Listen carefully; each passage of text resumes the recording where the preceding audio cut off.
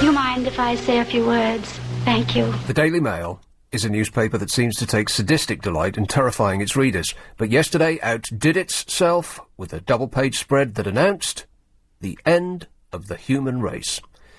That's right. An increase in your weekly food bill is the least of your worries. The looming spectre of negative equity pales into insignificance as we're all staring annihilation in the face, and it's all down to the bee. Or rather, whatever is killing them. Some say it's mobile phone signals. Other, it's pesticides. But whatever it is, the ground is littered with millions of dead bees, which is a fantastic name for a rock band. Bees are important, not just for the honey that they squish from their cheeks, but because of the hot flower sex that they facilitate. They take the pollen from the male stamen of one plant and deposit it on the female stigmas of another. It's disgusting, but essential. Without bees doing this work for us, we'd have to do it ourselves, by hand. Relatively easy if you've just got 2 plants, rather more laborious if you've got a whole farm's worth. It's a veritable dusty orgy of pollination out there, and the bees are very good at it. They've had a lot of practice and never go on strike. But as they're dying mysteriously and in vast numbers, the Mail helpfully pointed out that we might have to do without certain things should we lose them all. Fruit, for one. All except for bananas, which don't have bee sex. Vegetables, for another. Beans will go too, so vegans will be the first to peg it, but they never look too well at the best of times. Meat will go next, because we need bees to pollinate the land they graze on. And even if we had meat, we'd have no oil to cook it in. And with meat goes milk, and cheese, and ice cream, and chocolate. There would be no coffee. There would be no beer. There'd still be fish, though, but we'd be so tired from a lack of food to go out and catch it. And we'd get cold if we did, as there would be no clothes either. Cotton depends on bees. And we'd say goodbye to all those exciting prescription drugs that are made from plants that would no longer grow because they can't have sex with themselves. They get an insect in for that.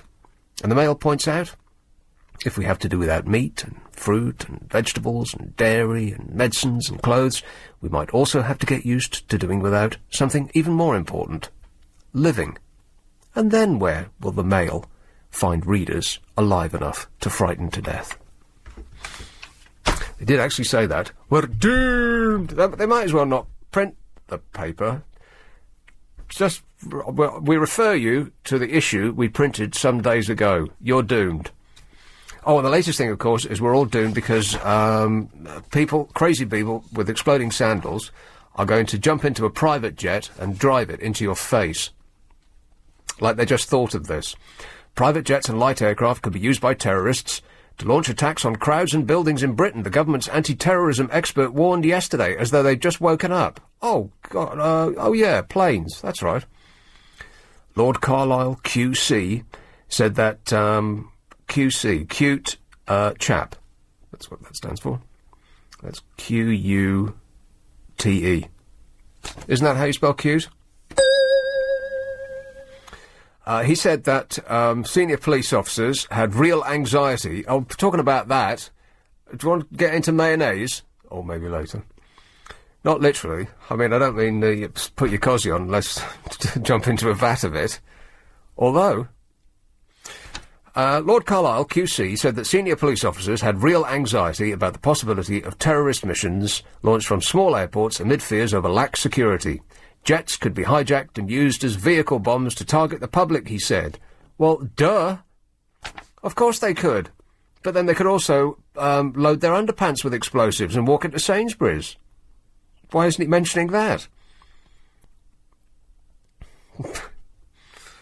Or they could, I don't know, set their hair on fire at a Bon Jovi concert. You know, anything's possible. They could do any of these things. The warning contained in a 60-page report will prompt fears that Britain has been left open to terrorist outrage similar to the September 11th attacks in 2001 in New York and Washington. There are an estimated 8,500 private aircraft and up to 500 landing sites in Britain, ranging from farmers' fields to regional airports. Lord Carlisle says, I know that some knowledgeable police officers and officials have concerns about the relative simplicity of terrorism conducted in this way, given the very large number of private aircraft and small airfields. However, he said, there's been no intelligence of any plots to launch such attacks. But be afraid anyway. Every now and again they just think, oh, yeah, I remember, like I've just thought of something else. So we've forgotten about it and are carrying on our lives as though nothing untoward is happening. And every now and again it's almost as though they feel the need to say, they haven't gone away. Be afraid. Don't start questioning our decisions. We're only acting in your best interests. Now shut up and quiver in the corner. This is absolute rubbish, of course. On a slow week of news, one of the tabloids will send one of its reporters, dressed as Osama bin Laden, with a fake bomb sticking out of his ear, to waltz through security at one of our big airports. And they always manage it. Always. I mean, when was the last time you heard of a reporter arrested trying to take a fake gun through customs? Never. They always appear on the paper. Here I am, sitting in a cockpit with a cocktail and a fag, and it's illegal to smoke on a plane. They always manage to get away with it. It's simple. All you have to do is just do it. There's no such thing as security. There isn't. So why on earth did he pop up and say, oh, well, oh, yeah, I've thought of something? Well, they could load explosives into a Reliant Robin or pack them into a pair of roller skates. There's no end of possibilities. Why did he pop up and say that now? Also, by the way, giving them the idea of it.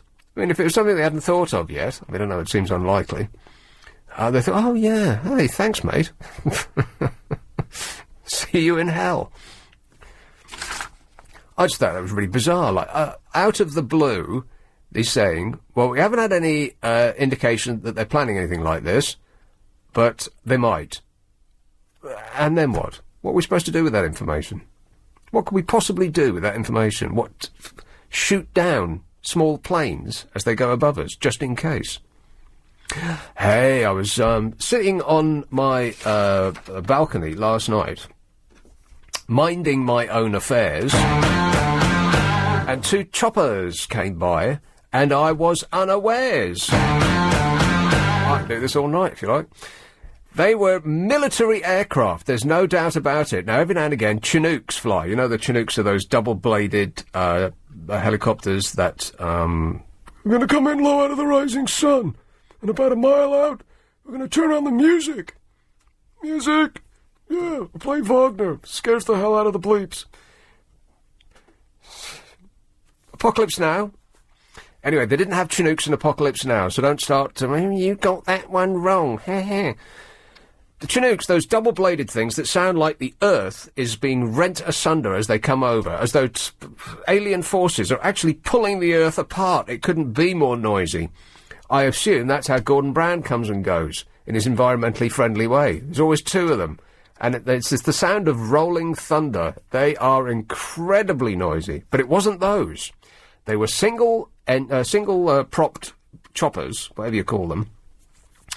And they came, they circled really slowly, like, and it was, because choppers come over where I live all the time.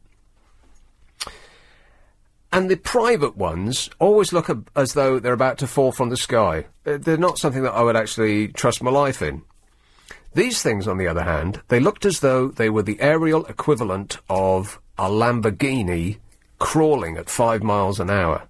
The menace that was contained within these machines was palpable, and it was I was awestruck watching them come over. Two of them in, I was going to say formation, but two planes can't be in formation, can they?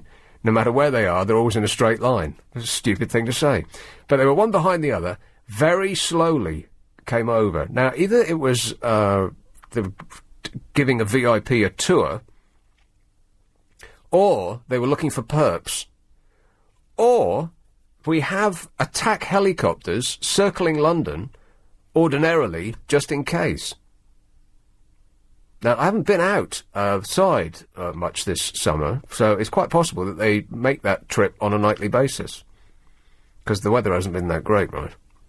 but it was very suspicious. And I didn't get out the binoculars, but I would bet every penny that I've got on me right now that they were loaded with rockets and machine guns and all manner of exciting ways to express death. They look very, very evil indeed, like the devil's chopper. Maybe I should rephrase that. 7:45. LBC Travel with Amanda Redman. Thanks, Fred. Hello. You can phone me, 0845 6060 973, like this chap has done. Beckenham. Hello, Jim. Hi, good evening, Nick. Jim. Last night, this object you saw in the sky, perhaps it was a weather balloon. Sometimes you can be confused in the evening when you look up at the sky. What, by confused, do you mean drunk? Well, I'm not sure. You know, sometimes I look up at the sky and I see strange things as well. Yeah, well, if you're lying in the gutter, you can always see the stars. Yeah, believe me, Jim, it's true. Yeah, believe but only if it's at night. Yeah. Yeah. No, it wasn't a weather balloon, man. It was two helicopters. Helicopters, yeah. Or perhaps it was a radio station flying about. No, they were military helicopters. I'm not kidding. I know the difference between an ordinary helicopter and a military one. And the Chinook is a serious piece of kit, but it's just a big fat bus in the sky, isn't it? It doesn't look as though it could beat anything in a fight. I know what you mean about it's too ponderously podgy. Yeah, but these things, these were lithe, mean killing machines. There's no doubt in my mind. Very strange they were flying about, but the Chinook is a very noisy machine. Oh, blimey, you cannot mistake it. But very difficult to shoot down, I think. Well, in much the same way as it would be difficult to kill a whale with a shotgun, yeah. Well, that was it. Okay. Good job, Jim. Thanks very much. Cheers, mate. Ta-da. 0845. Another satisfied customer. 0845 6060 973. That's the phone number. So if you've ever seen anything weird in the sky, then absolutely call another show, because nothing could possibly top that, right? Military helicopters circling London, and they didn't go anywhere specifically. They weren't in a hurry to go anywhere. They were, I suppose, the aerial equivalent of curb crawling. And they were going so slow as to be very, very menacing. It was among the strangest things I've seen over where I live. Very odd. And they just had this meandering trail through London. They sort of hugged the river for a bit, and then they went in and up and sort of towards Wembley, and then back down over Kew they were heading, and then they sort of disappeared, as though they were taking a tour, or trying to find a dreaded perp. Maybe they were following up this bloke, because you'd have to think that if, that cute chap, whatever his name is, the QC, is telling us about the possibility that crazies could get hold of a plane and drive it up yourself, then there'd have to be some way of blowing them out of the sky. There are standby planes, are there not, close to London, that could be scrambled in the event of emergency to arrive at the scene just too late to make any bloomin' difference. Because by the time any plane has veered off course to the extent that the control towers at Heathrow or wherever will become concerned, it's too late, right? It's just like I say, there's no such thing as security. All that folder, all that you have to go through at the airport. If you want to get something through, ask any tabloid reporter. You could just waltz through and wander around the tarmac at will. I don't believe that there's any tabloid reporter that's ever been arrested trying to pull one of those stunts. And they haven't done it in a good long while, so I think it's about due, because the silly season is upon us. When do the politicians break up? When do they take their summer holidays? It's got to be around about now, hasn't it? Because they've got to cram in 3-4 month holiday before autumn. So it's got to be pretty soon. And as soon as they do that, they won't have anything to write in the newspapers. They won't be bashing Brown anymore. So they'll have to come up with something. Here's another call. Walworth. DJ. Hey, DJ. Hello, Nick. How you doing, mate? All right, thanks. Yeah, all right. You talking about the helicopters? Yeah. Hello? Yeah. Oh, can you get me? Yeah, okay, yeah. Week before last, right, I live in Aylesbury Estate, just off the Wharf Road, and I'll see 4 Apache helicopters, which are definitely military, yeah, because they're like khaki coloured. And they're flying in, if you say, a formation, one after the other. Right. But they weren't Four. going at great speed. They were just like pooping along at maybe 20 miles an hour. Yes, that's right. It was like, bada, bada, bada, bada. So I said to my missus, It's what's uncanny. going on here? She went, what? I said, have a look at this. I said, they're not like your commercial helicopters, No. just like fly from A to B. These are actually military aircraft. Yeah? And I'll serve 15 years in the army, so I know these choppers, you know what I mean? Yes. So I'm thinking, what's all this about? We got a visitor we don't want welcome, and they're sending troops in to like, hover around Heathrow in case something kicks off. Right. But you think they couldn't launch an assault from the air, surely? I mean, even if they knew where a perp was, you can't launch an air assault in the middle of London. I mean, the casualties on either side of him would be huge. They were that low down, Nick. I could actually see the pilots' faces as they're going over. Oh, blimey. So, what's occurring here, you know what I mean? I don't know. Very suspicious. Yeah, very suspicious. All right, keep us posted. Thanks very much, DJ. Cheers, Nick. mate. All right, bye. Ta-da, 0845 6060 973. Like I said a couple of days ago, I believe that the government has actually declared war on us in many different ways. I didn't realise they were actually serious, though. Huh. As I was sitting there with a glass in my hand, I thought, wouldn't it be fantastic if they just hovered in front of the block of flats that's blocking my view of the rest of the London, and they just blasted the bleep out of it. I'd pay a lot of money to see that. And they could just do it. They could think it up and do it. If one of those pilots went crazy, they could open up the vista for me. I would sit there and watch it. It would be like Steven Spielberg movie come to life.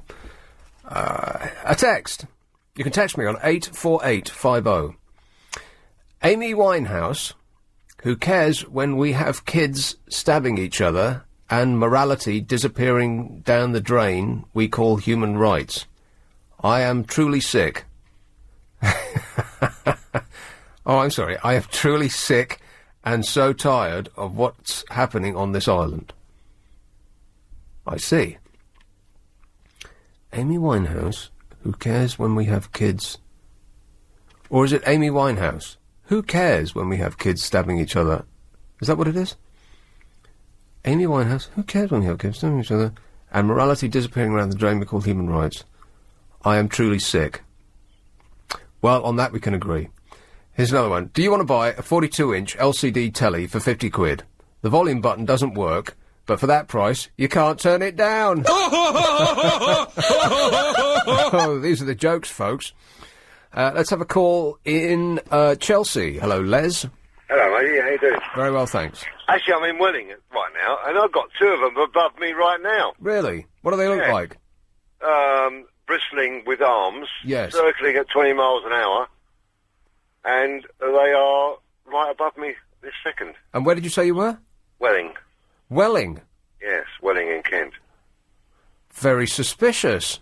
Well, that's it's common, isn't it? Well, I've never seen it before. I've seen a lot of commercial, rich people coming and going, and I've seen the Chinooks, which are probably, well, if they're coming in and out of a commercial helicopter port, you'd have to assume it's politicians and the like. But they're police, aren't they? They've got to be police. The or army. Chinooks. Well, I would assume that it would be an escort for politicians, something This like one that. is circling. These two are circling in Welling as I speak. In fact, I'm looking out now, and they're actually just creeping along about 5 miles an hour. Yeah, it's sinister, isn't it? Well, police cams on is quite common, isn't it? Yeah, but they're not police helicopters though. They're army, right? Well, this one's blue and yeah, this one's blue. Because there's a big difference. Now, I've seen police helicopters, and police helicopters just look like tricked-up versions of rich people's helicopters. They don't look like they could launch an assault, do they? They've just got a spotlight on the bottom and a camera, Yeah, and these are bristling. a couple of coppers with with a fag in their hand. No, these are bristling. Yeah, exactly right. Yeah, so they aren't police helicopters. You wouldn't give a... What's going on in Welling? I don't know, mate. We've got nothing going on here. Well, no, there never has been anything going on there. They must be watching- lost. I'll send them a map in the post. You come to Welling, you die. Boredom. Well, you said it. Thanks a lot, Les. Cheers, mate. Bye. Ta-ta. 0845 6060 That is very curious. Because that's absolutely true, though. You wouldn't give the police an attack helicopter, would you? I mean, they can't even be trusted to drive their own cars without crashing them and then showing off about it on my Facebook, which all the papers were very upset about. But not a helicopter that could that launch an attack from. It was one slip of the thumb, and there goes Kensington. So why are the army circling London with enough firepower to start their own war? LBC 97.3. The weather... 7.3.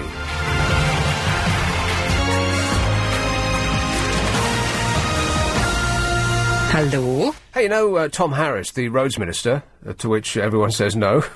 Who's that? I got no idea who any of these people are anymore. When Prime Minister's Question Time comes around every now and again, sometimes you'll have the time to watch it, and the people sitting either side of Gordon, who are they? Does anybody have any idea who any of those people are? I recognise a few of them, you think, oh, yeah, rings a vague bell. But all of these other people, who are they? That's a direct question to you, Raj. I want a full report on my desk in the morning. But anyway, Tom Harris, he's the roads minister, and he has achieved notoriety by saying that everyone should cheer up. Living standards have risen, crime is down, people live longer, they enjoy more pleasures and entertainments of every kind, he said, so why is everybody so bleeping miserable? That's what he said last week, and everyone was very upset about that. And this is Polly Toynbee, this column I don't normally read, but I had a spare 10 minutes, and I thought, oh yeah, all right, why not? She said that he said, and I said, and she said, oh, hang on a minute. She said, he said, I shouldn't have mentioned the Polly Toynbee thing, because she's completely irrelevant. She's just, the bit that I'm reading out is just him saying, anyway, I'll carry on, pretend that none of this is happening. Is this going out on the air? This is the only thing on LBC at the moment. You aware of this, Raj? He said that crippling levels of cynicism and pessimism are part of the human condition. Were we always like this? What happened to that post-war optimism and commitment to common values, he says? Are they gone forever, and if so, why? If not, how can we bring them back? And he was forced to scramble into studios to apologise. Timing isn't my strong point, he said. Polly says, indeed, he didn't pick his moment. With unemployment starting to rise, petrol up 22% in the year, consumer prices up 3%, the average family facing a drop of £8 a week in disposable income. At the same time, house prices are tumbling, mortgages cost more, and new mortgages are vanishing amid warnings that things may get as bad as the early 1980s. So it probably wasn't the best week for a minister to be puzzled by pessimism. On the other hand, he's absolutely right in every respect. Living standards have risen. Crime is, well, the crime is down. We don't know about crime is down because you can't believe the figures anymore. If they don't like the way a statistic is going, then they'll rename whatever it is that the statistic applies to. Like I was saying the other day, like if violent crime is going up, they'll say, I'll tell you what, here's a wizard wheeze. Let's not call it violent crime anymore. We'll call it intense negotiations. And so when a politician, when a journalist, I'll actually rephrase that because journalists wouldn't ever ask the question because they only take what comes in off a fax machine and print it verbatim in their newspapers. So if we ask, is violent crime a problem anymore, he'll look at his statistics and see that the figure for violent crime is 0 because they've renamed it.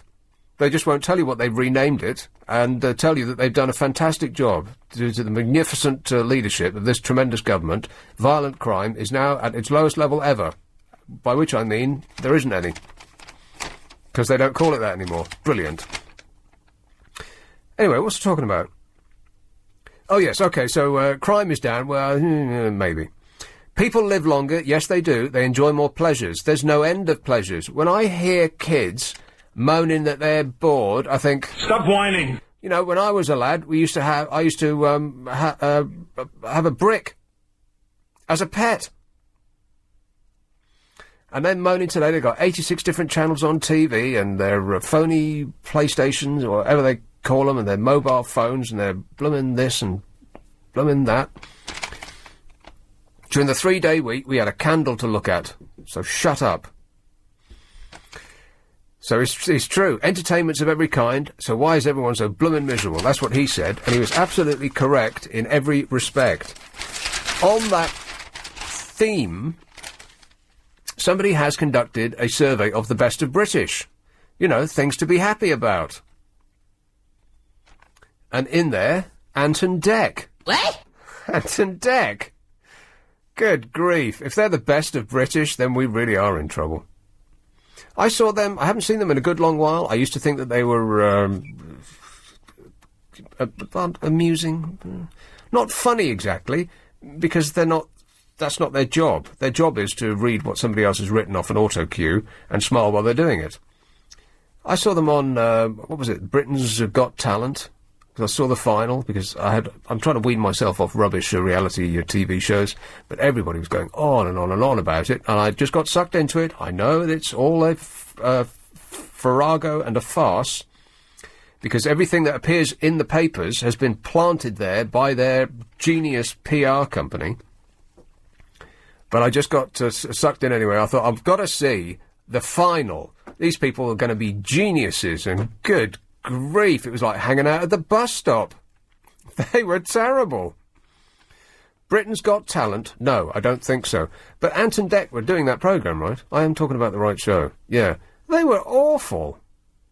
They looked bored out their minds. Well, they'd had to watch the whole thing.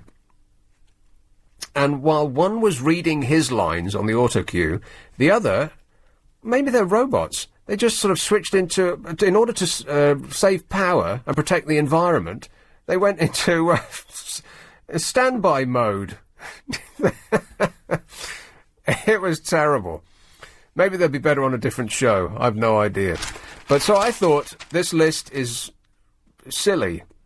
Scrumpy cider is in there as well. Scrumpy cider is repellent. Has anybody had actual scrumpy cider? Not that nice filtered stuff that comes out of taps in pubs. I could drink that until the cows come home. No, scrumpy cider that people with orange facial hair drink in Somerset. That comes in gallon plastic jugs. People at Glastonbury drink that when they've run out of beer. It is awful. It's like drinking, washing up. You know the stuff that's left in the bowl after you've done the washing up? It's like that. It's got bits floating in it, and it's grey. It's sort of a greyish, greeny brown. And I don't like grey, greeny brown. So this is a silly list. So I thought we must be able to do better than that. What else is on here? Cricket. Well, I rest my face. The world's most boring sport. Some of these are just daft. Morris dancers? What? No! What, the silly men with the bells on their toes? No, no, no, no, no. No. So, the best of British. Come on, we've got to make a better list than that. 0845 6060 973. I'll start you off. Roast potatoes. So yummy. That's British. That's as British as British can be. Roast potatoes. And I want one from each of you. Not right where. I'm raising his eyes to the roof. Oh, God, we haven't got to join in, have we? Yes, you do. One from either of you. You can think about it. The look of advanced panic on their faces. Yes, homework. That's right. 0845 6060 973 if you can start this list or add to it. Roast potatoes, top of the list, of course. Here with some more spy reports. West Kensington. Hello, Renee. Hi. Renee. I'm just adding to your list. Oh, yes. Military helicopters patrolling the skies of London. Yeah. I saw three over in a line going Three? along the line. Three, yeah. It was about a week and a half ago. I'm not quite sure. And I thought to myself that I think it was the day President Bush was leaving. Right. And I thought to myself, well, all the planes go that way when they're going to Heathrow. That's probably where they're going. Yeah. But I mean, I didn't follow it up, I don't know, but now I've heard, that other people are seeing them. They're nothing like ordinary helicopters. No. We get quite a lot of those. And I live at the top floor of a house. Hey, get you in your fancy penthouse apartment. Oh no, it's so old. I mean, actually, I thought it was rumbling because they were so low, and well, that's what they do. They sort of rumble, don't they? Yes, they do. Yes. No, you're right, Renee. Yeah, they do. They rumble. But the house is still standing. Oh, good. Yeah, that's a bit of a miracle. But it is there's no way you could mistake them for ordinary rich people's helicopters, are there? No, none at all. And they're dark grey. That Yes. they look like to me. Adding to their sinister appearance. And they were going very slowly as well. Yes. So something's up. Like they're aerial curb crawling. That's Yes. it. They looked like they were looking for trouble. Yeah. And it looked as though they could deal it out, too. Yeah. Yeah. So don't, I wouldn't sunbathe. No, I won't be. Don't ever give them the finger, Renee. Okay, then. Thanks a lot. An addition to your list. Very good. Cheers Okay, for that. then. Ta-da. Bye. Hey, I've got lots of error messages coming up. Do I do anything about that, or do you? There was an error sending data to the phone box 2 server. Oh, no. Oh, he's standing up. I'm going to get a man in, Raj. He's going to come in and do it. Rightio, well, you better get on with it, then. It's a live show. Take all the time you like. Do I press OK? You do that, and I'll read a text. You can text me on 8... Huh? Right now. Oh, good. This is you sorting it, is it? Yeah. Just give me a sec. Funny this was television. A text. Hi, do you live in Stoke Poges? I wouldn't know where that was if my life depended on locating it. Stoke Poges. Recently I had Bush and his 4 helicopters, including a police chopper, fly over my house on his way to Windsor for dinner with the Queen. And as you say, it was like the roof was falling in. Well, that I can understand. When the previous president of the United States of America absolutely came, it was Clinton. And I could hear him coming on his helicopter. They came over. I was living in Hampstead at the time, and there was this rolling thunder from a distance. And I could hear it coming and coming, and it must have been 10 minutes arriving. And when they actually came over, it was as though it was the end of the earth. I've never heard anything so loud since I was last at the Who. It was incredible. But they weren't this loud, but they did, but because Chinooks are so, that time already, oh well, I'll have to tease you across the break. Isn't this exciting? No. 8:16. LBC Travel with Karen Mercer. Our no-go zone is around Victoria. Mind telling me what this is all about? This is, at the moment, about a lady called Giselle in beautiful Berkshire. Hello, Giselle. Oh, hello. I'm actually in Victoria at the moment. Like I said, in beautiful Victoria. Lemon curd. Only the British have lemon curd. Nowhere else in the world's cuisine is there lemon curd. That is absolutely correct, madam. And Yorkshire pudding. Yorkshire pudding, Yeah, because Yorkshire pudding, no other cuisine has Yorkshire pudding. No other cuisine has lemon curd. They are typically British. Yeah, but is Yorkshire pudding any good? Oh, if it's done properly and it's really sort of fluffy and crunchy and a little bit brown and not all and rubbery, it's absolutely divine. If it's not rubbery, it's lovely. Yeah. It's lovely. Yes. Okay, those are 2 good additions, Yorkshire pudding and lemon curd. The other thing I was going to say, why didn't George Bush travel everywhere in his helicopter? It was most annoying when he was travelling on the road with a helicopter in the air following him and all the roads were closed. Why didn't they just keep him in the helicopter the whole time so he didn't disturb London? Now, I was in London when he was here, and I didn't notice him at all. Well, I suppose I work a lot around the area where he was, and he was staying at Winfield House with the American ambassador, and so as a result... Where's Winfield House? It's just opposite the... I shouldn't actually say this. It's actually just opposite the mosque. So if anyone had wanted to sort of blow him out of the sky, that would have been perfect. They could have just sat in the minaret of the mosque and sort of with a mortar and sort of shot him at the ambassador's house. This is in Regent's Park, right? Yes, right. Yeah. It's London's second largest house and second largest garden after Buckingham Palace. Did you know that? Well, now, you say that. However, Lakshmi Mittal, crazy name, very sensible guy, has bought a place in Kensington Palace, whatever it is. Gardens, yeah. Well, one of the places that he's bought there, and I think he would claim that is... it's not the biggest, it's the most expensive.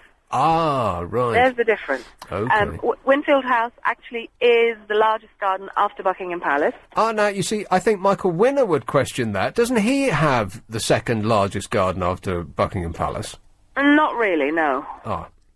He has a large garden, but it's not the second largest after Buckingham Palace. Maybe, right, okay. It's definitely the American ambassador's residence. Have you been there? No, I've just passed it many times. Right. Well, I must have passed it many times, but I have no idea. Can you see it from the road? You can see the policeman with a machine gun and all the stuff standing outside it. Ready to give you a warm welcome. Yeah. Yes. How fantastic would that be to live in the middle of Regent's Park? Yeah, exactly. So it's that really big sort of, it's the gates sort of opposite the Sultan of Brunei's place and opposite the mosque. Right. Okay. Well, we'll know next time, eh? All right, thanks for that, Giselle. You're welcome. Cheers. Yes, I didn't...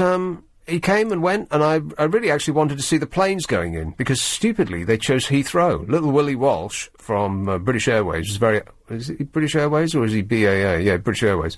He was very upset that they used Heathrow, because, of course, it further embarrassed British Airways by making them late a lot. Which is, of course, what they're trying to... get out of the... Oh, my brain's just stopped.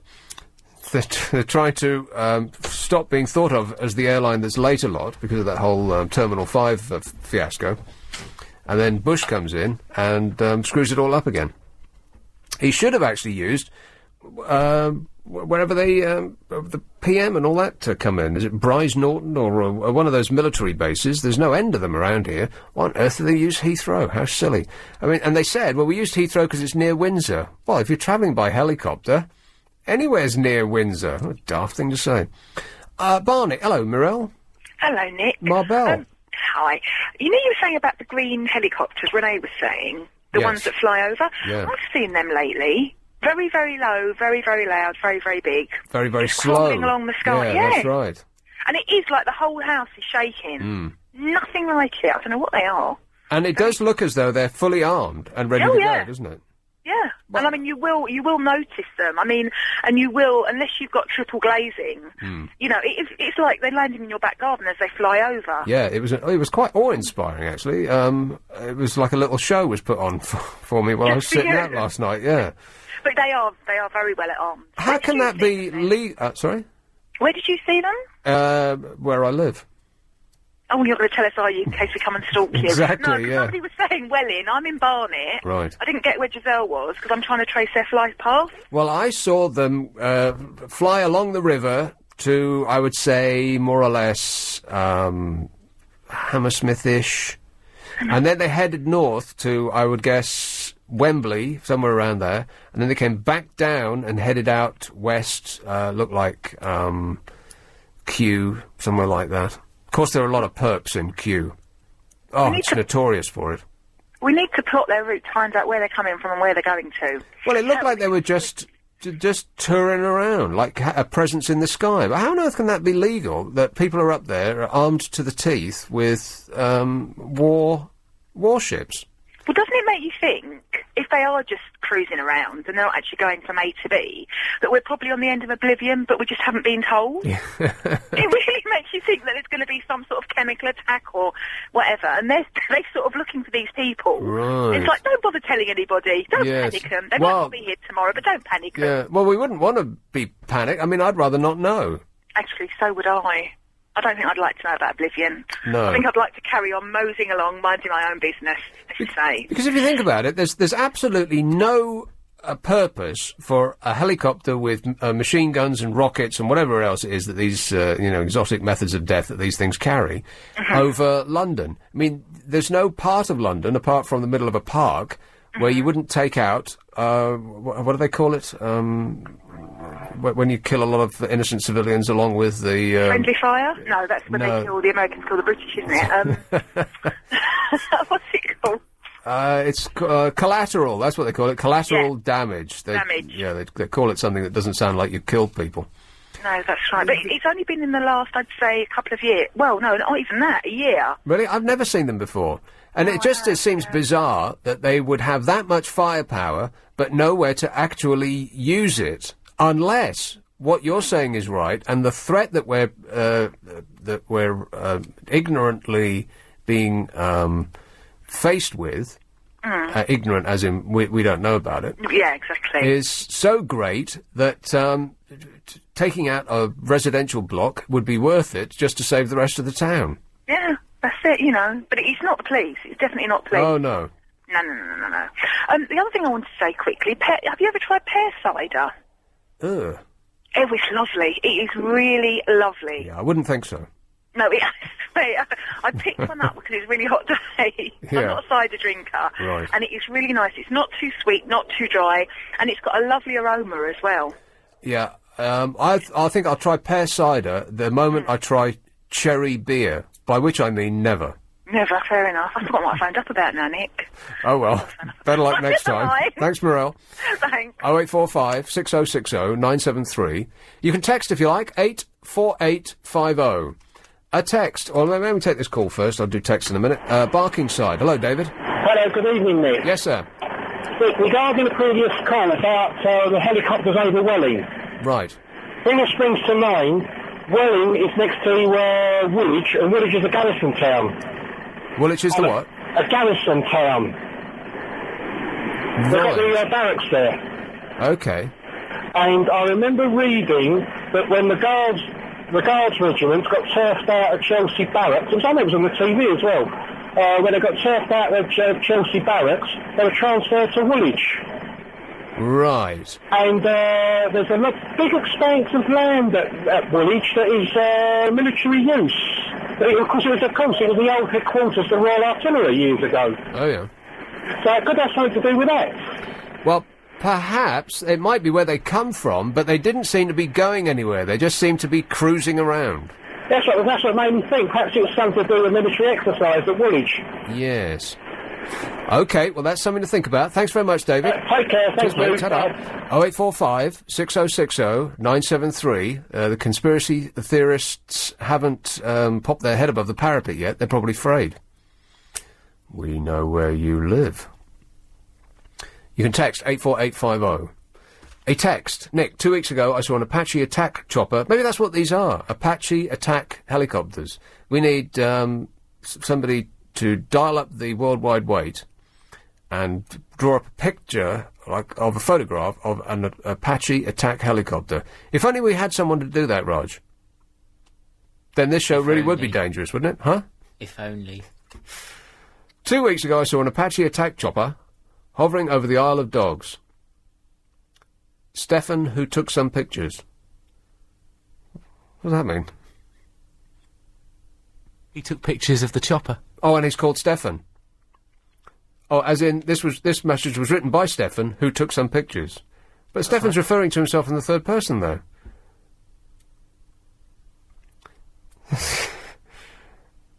I saw another one. I saw the maybe this one will make more sense. I saw the helicopters too circling over London Bridge yesterday around 11:30 a.m. in the morning. I remember thinking, I wonder who's in there. Must be important. And yes, they are so noisy. Another one.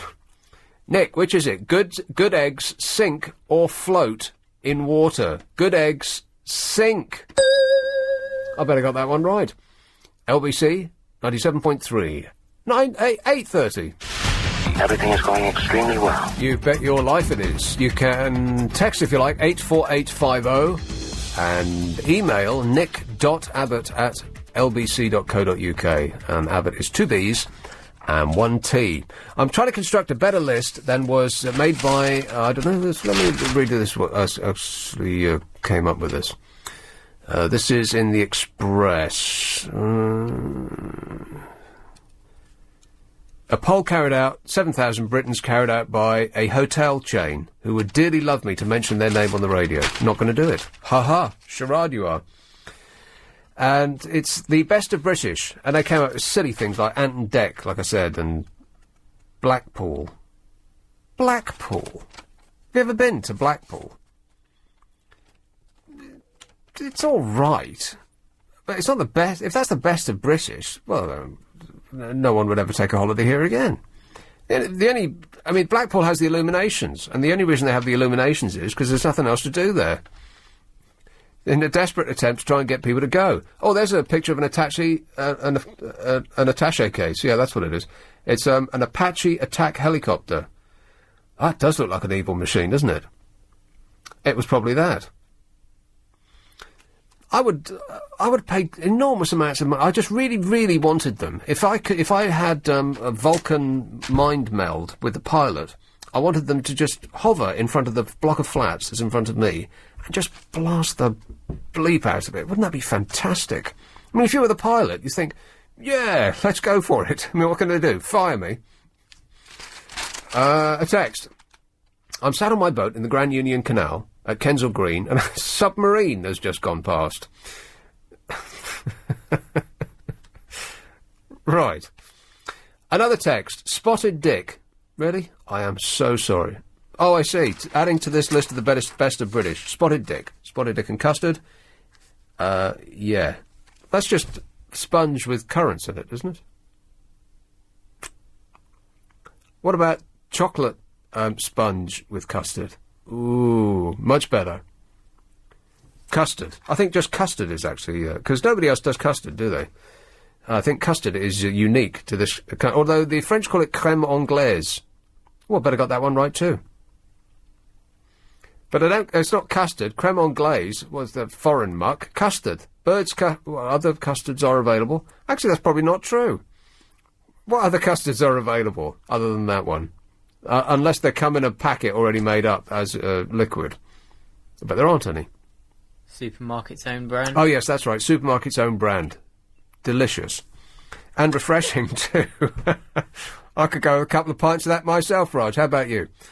Here is Elton. Hello, Phil. Hi, Nick. Hi. Phil. Yeah, I've got a story from the Mail today that you and your audience might be interested in. Okay. Do you mind if I just read the story out? It's only sort of 7 sentences. Go ahead. Yeah. The title is Earth will not be gobbled up by a black hole during Big Bang experiment. Oh, this. Yeah. This is the CERN... the CERN... What do they call it? Large Hadron Collider. Yes, the Large Hadron Collider. What's fascinating, one of the fascinating things about this is that they're chilling it to, I think it's the coldest anything has ever been on this planet, isn't it? They're chilling because they're bashing tiny little things who have never done anything to deserve it into each other at gigantic speeds. But it has to be done for some reason that scientists could bore on about, in a very, very cold tube, which is being chilled to the temperature of space. It's very, very cold in space. You'd need a scarf. Probably, yeah, and a hat. It's probably down to near zero Kelvin, which is minus 273. Yeah, that's right. It's 1 degree above absolute freezing, zero. Whatever that means. Yeah, absolute zero. Absolute zero. It's blooming freezing out there, yeah. Yeah.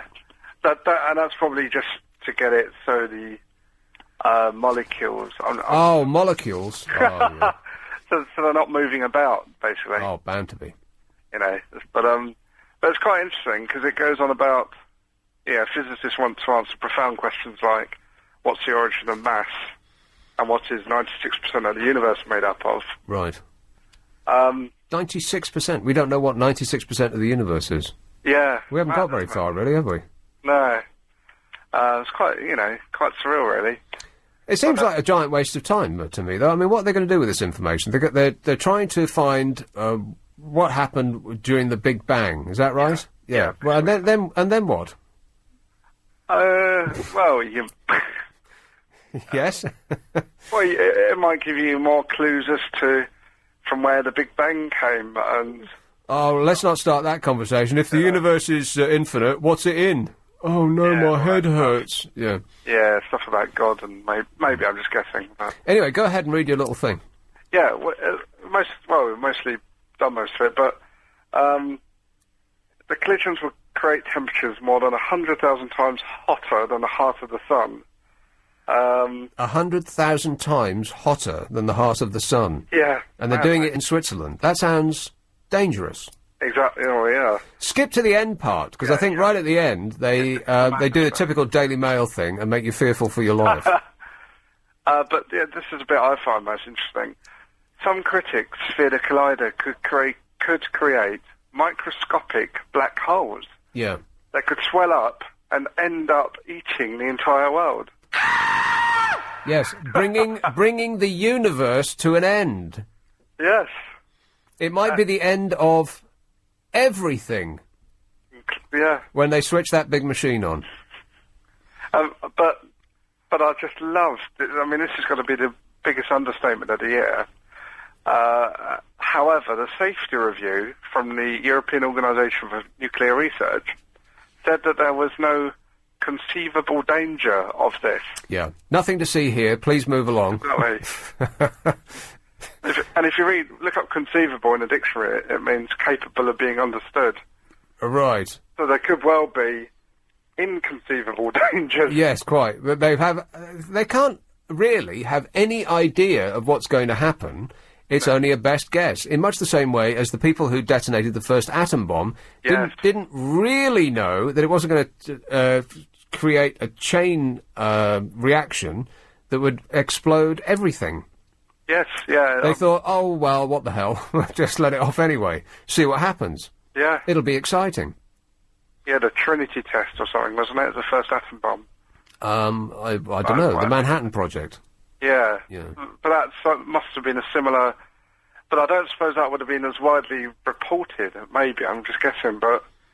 Because you didn't have the pewter back then. No, that's right, yes. But I found it quite... and when are they going to switch this thing on? It doesn't really say, to be honest, right. But... Cancel all your long-term plans. Basically, yeah, don't bother going into work tomorrow. No, forget it. Yeah, exactly right. All right. But I thought you might find out. Yes, very good. Thanks, Phil. All right, mate. Cheers. 0845 6060 973. Constructing a list of the best of British. Some things have come in already. We've got Yorkshire pudding and roast potatoes and lemon curd and custard. All food and fish and chips in newspaper. That part's very important. There's not another country in the world that puts their food in paper, is there? Actual newspaper. I think they serve chips with mayonnaise in little cardboard trays in France and Belgium. But that is not the same as putting it in yesterday's newspaper. Only we do that, and for some strange reason it makes it taste better. I think partly because what are you looking at me like that for? It does make it taste better. It tastes better out of a newspaper than it does on a plate. I know that to be true. That's an absolute fact. Don't question me. I think it's partly because a plate won't soak up the oil, whereas a newspaper will. And the only non-food related item so far, London bus, brackets, not bendy. There's another email and has got, cheer us up and play Celine Dion's version of You Shook Me All Night Long. Rock and roll! Which a metal magazine, or one of these rock magazines, just decided was the worst cover version of all time. I haven't heard it, but I can only imagine. Actually, I can't imagine. You Shook Me All Night Long, AC/DC, as sung by Celine Dion. How on earth would that sound? Why would she think of doing that? Best of British, the footbridge from the Tate Modern to St Paul's Cathedral. Absolutely. The wobbly bridge. And I would have to add to that, do they call them the Millennium Bridges? You know, from London being a pretty backward, kind of boring place 10 years or so ago, you say what you like for the previous administration, but they presided over a period during which London actually became much more interesting and cosmopolitan and a better place to be than it was in the previous decade. I absolutely believe that to be true. There was the Tate, which split into two. the regeneration of the South Bank, which continues apace. I was in the South Bank on Saturday night, and it was absolutely rammed with people. There was hundreds and hundreds of people there, all sitting out on tables. It was a beautiful evening. People were enjoying that volume thing, that Massive Attack light and sound show. Groovy. You've got to go and see it before it leaves. It's the trippiest thing in London. But they have, where there used to be just a desert, a dusty wasteland of graffiti and skateboards. Now it's a buzzing metropolitan square. It's like, I think it's probably the only place that's like a continental cafe square in the centre of London. Just across the river, you've got views of the river, the beautiful buildings that are on the other side. If you squint, you can just not look at the Charing Cross hideous thing that they put over it. That kind of plastic insect-like thing that squats over Charing Cross, which never should have got built. That's hideous. But the rest of the buildings, the Shell building is just opposite you, and if you wander down, of course, you've got St Paul's over the other side of the river, that great pub with that fantastic view right in front of Tate Modern. And the two bridges that are either side of the embankment. But can you remember that pedestrian walkway that went alongside the railway bridge that went from Embankment, Hungerford Bridge? That was awful. And now they have, I think, two of the best bridges I've ever seen, one on either side of it. So, I mean, London is just so much better than it used to be. That bloke, I've forgotten what his name is, the Transport Minister, he was right. We've never had it so good. Just don't mention the pound in your pocket, because then people, like, alarm bells will start going off. So the Wobbly Bridge, I'll add that. The Wobbly Bridge, the new Thames bridges. There you go. Adding to this list of the best of British, because we've got to do better than a list that includes Ant and Dec and cricket. Cream teas. Cream teas came so high. That was the 7th best thing about Britain. Cream teas. Well, who has them, for a start? Who's got time to stop at 3 for tea? Apart from pensioners, whose arteries are probably clogged, so they, they're on, well, they can't eat cream teas. This is a bit of a silly list. Margaret Thatcher at 48. Morris dancers at 50. Covent Garden at 49. Covent Garden? Oh, do me a favour. No Londoners go to Covent Garden. It's just packed to the rim with tourists, right? When was the last thing you ever bought anything in Covent Garden? I rest my face. So you were thinking there, you think, oh, I'll be able to come up with something just to show him he's an idiot. But you couldn't, could you? A pasty. A pasty. How was it? Thumbs up or down? Down. 8:45. LBC Travel with Karen Mercer. In plant. Hello, boys. Hello, Steve. Hello there. Steve. Best of British, hovercraft. Hovercraft? That's the worst form of transport I've ever taken in my life. It's the only thing as an adult that I've ever thought I was going to throw up on. Oh, well, still hovercraft. Anyway, the helicopters. Yes. The reason they're flying over London is because they've got 90 years of the RAF for celebration, because I've seen a couple of Chinooks and Sea Kings landing in the Hendon RAF Museum over the past few weeks. And you see them over London, going over sort of the river and all those sort of places, parks, because when they do their flight plans, they've got to use as little occupied area as possible, so they fly over the river most of all. Huh. But then why would they then take a trip up to what looked like Wembley-ish, and then come back down to the river? Well, they may have gone to the RAF Museum, which isn't far from there, because helicopters recently have been landing there. No, they didn't land. They just took a really circuitous route over from the west of London to the north, and then back down to the river. Well, they do have to do their flight plans according to as least populated area as possible. Yeah. So you've got RAF Uxbridge and Northolt over that sort of area as well. So they could have been visiting over there, but I think it's to do with a lot of these RAF celebrations, the 90 years of it. And when is that then? Well, it is now. It's 90 years this year. of the formation of the RAF. So there's a lot of stuff happening, like with aircraft and helicopters and things like that. Righto. And do you have any knowledge about what celebrations are going to be? I mean, we'll be able to see anything, flypasts and exciting stuff like that. Well, they did do a fly past about 3 or 4 weeks ago over the RAF Museum. They had a couple of Spitfires and a Lancaster and some fighter bombers, and they had a bit of a flight past a couple of weeks ago with over the Queen's the Queen's birthday thing. celebration. Yeah, I was in the West End, and people were because we could hear them, but we couldn't actually see them because you couldn't see much sky in the West End, and people had stopped still in their tracks. I mean, there's whole streets of people gawping up because it sounded as though we were under attack. Yeah, they do a very loud sort of... It's more of a thudding noise as the props turn. Yeah, but for the Queen's thing, of course, it was jets, wasn't it? Oh, yeah, those, yeah. I mean, they did have... those Apaches were there as well. Right. So I saw those because I was working on the river that particular day, and they came over for their flight path, came over Chiswick. Right, so it might not be a suspicious thing. It might be a happy thing. Yeah, it is. Right, OK, thanks for that, Steve. Yeah, no worries. Cheers, mate. The RAF, it's 90 years old. So, well, I hope that they do some more flight paths, because they weren't... Either I wasn't paying attention, or they weren't very well advertised. Because I think I would travel a very long way just to hear a Spitfire. I mean, it's a beautiful-looking engine, or machine, rather, but the sound of the engine, I believe it's the nicest noise that has ever been created by humankind.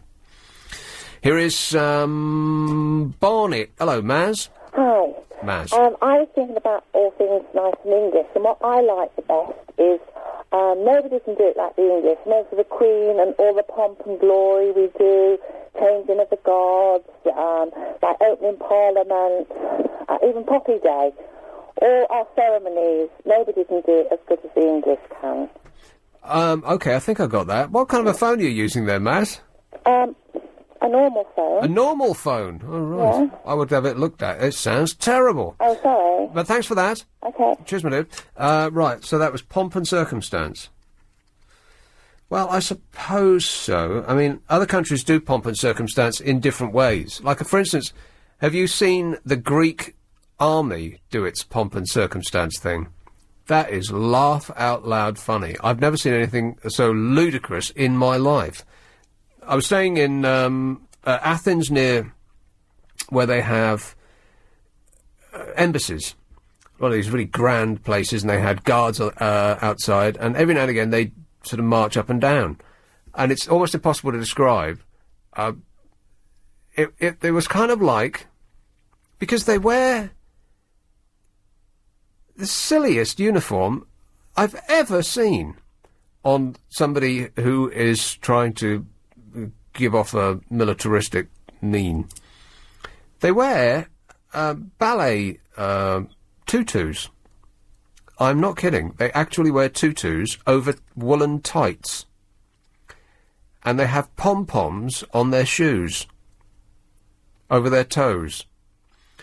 And then they sort of goose-step, the most ludicrously exaggerated, slow goose-step, as though John Cleese was doing the Ministry of Silly Walks again, in a tutu and woolen tights, with a pom-pom on his toes.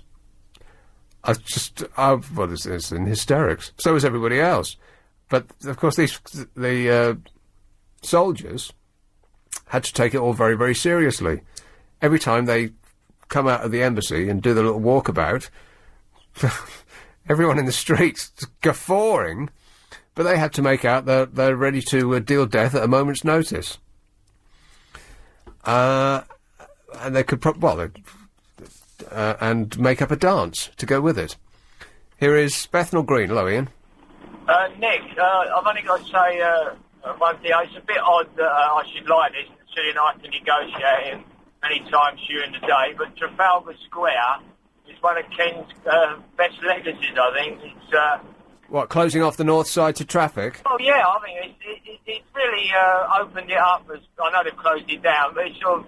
There's a lot of good things that go on there at weekends. Yes, absolutely right. It's become a place to be rather than a place to go around. It's because it was a traffic island. Yeah, well, yeah. I mean, I have to drive around. I mean, you know, it's all right for me because the meter keeps going up. I don't mind that, but I mean, you know, they do put a hell of a lot on now that was never on before. You That's know, right. Yeah. people can wander across the road and not have to worry about getting knocked down. Yes, you're absolutely right. Thanks for that, Ian. Cheers, mate. Okay. Yeah, I'm going to put that down. Trafalgar Square. Not as was, but as it is now. Every weekend, I'm, I work near there, over at another place, playing rock and roll. And they've always got something on there. And those stairs, the steps that are in front of the National Gallery, absolutely rammed with people just sitting and taking it all in. That never used to happen before, because you were sitting in an island, a traffic island, covered with pigeons. It was a very unlovely place to be. And for a tourist coming and seeing that, well, this is Trafalgar Square, this is the world-famous Trafalgar Square, having probably just come from the world-famous Oxford Street, and making a mental note never to come to London again. With good reason. No, if somebody should call Ken up on Monday and congratulate him on Trafalgar Square. Good job, well done. Surbiton, hello, Paul. Evening, mate. Paul. Yeah, best of British. I'll be a bit cynical and a bit serious. Why is it the Brits have to wait until they've got chronic bronchitis before they attend the theatre? No, serious note, we've got loads. I'll pick one out. Francis Crick, the co-founder of Structured DNA, which is a building block of life. Right. Yeah, I know it sounds a bit boring. Can I just briefly talk about this CERN thing, this particle accelerator? Yeah. Now, something puzzles me, right? They're trying to recreate or replicate what happened at the beginning. Well, it's essentially not at the beginning, just slightly after the beginning. Okay. All right. So they're going to use an electric switch, presumably, to turn this thing on, yeah? Well, yeah. So someone 15 billion years ago, or whether it be God or someone thought, let's turn the switch on. They kept electricity secret for a while, didn't they? Well, essentially, even if they find out what happened a millisecond after the Big Bang, they still aren't going to find out anything. There still will be this gap in the knowledge that is the thing that everybody wants to know. Yes, they'll be nearer, but crucially not actually there. We'll probably never know. Well, quite possibly, yeah. Probably. Maybe we shouldn't try and find out. No, but it's important to find out what happened after. I don't know. Is it? Why? Because it explains what happened what will happen in the end. But we won't be around. Of course we won't. It will be billions of years, but it's still important to know. I think it's important that we know what happened sort of in the beginning and what will happen in the end. Okay. Well, it was really, really loud and really, really bright. It probably was. Like a Pink Floyd concert. I bet it was exactly like a Pink Floyd concert. Here, mate, I've got to go. Thanks for that. Right. Yeah. LBC 97.3. This is it's 8:58. If you. Thank you. Right, so I'm trying to construct a list that's a little bit better than this thing that was put together by an hotel chain whose name I shan't mention.